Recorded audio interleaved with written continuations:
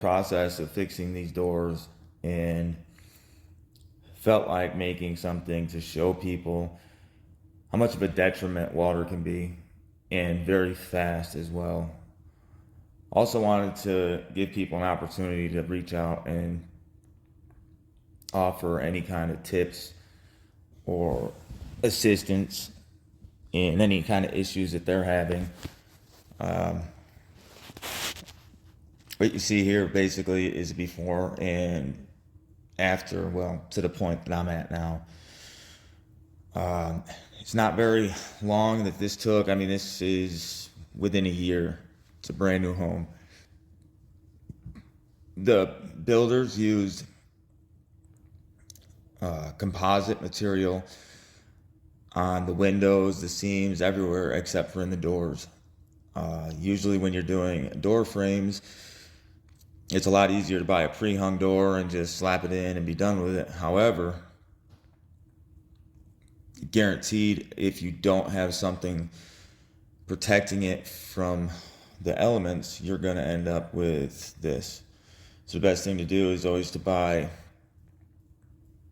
PVC material or some type of composite, and from like this area right here down, at least you're going to want to put composite there. This house had a eave hanging over about 18 inches without any gutter. So I think maybe let's see in this picture, there's a white line right here.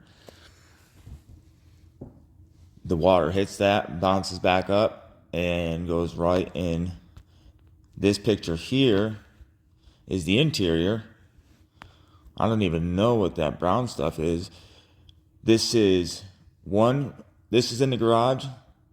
There's another door that led into the side of the house, and then a door that leads into a bedroom. 3 doors with the same type of eave overhang, no gutter. Had not only did the exterior get damaged, but because the amount of moisture that soaked into the wood and how porous it became, it also went in through the door into the interior. The sill needed to be replaced. Baseboard inside the house, all the door casing, even damaged the door itself. These are just some pictures we sent back and forth. This is the interior of their office on the side of the house, and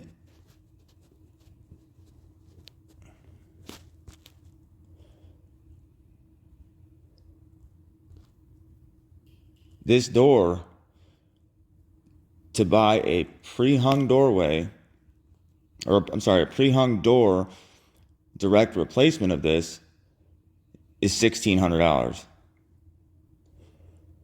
because it's 72 by 80, 2 steel doors that open up together, $1,600. And it could have been avoided and lasted for many, many years to come. It rotted out so badly that when the homeowner opened the door,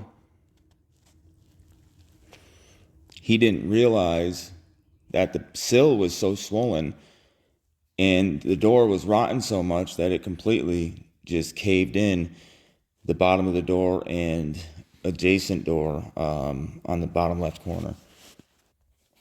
And once again, this could have all been avoided by building it correctly and using some type of composite material. And instead, now there's 3 doors having to be repaired, and it is not as cheap as you would think.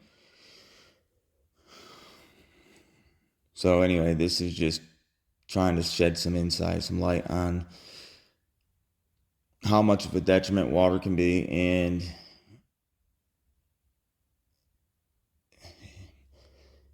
how much of a headache not maintaining areas that are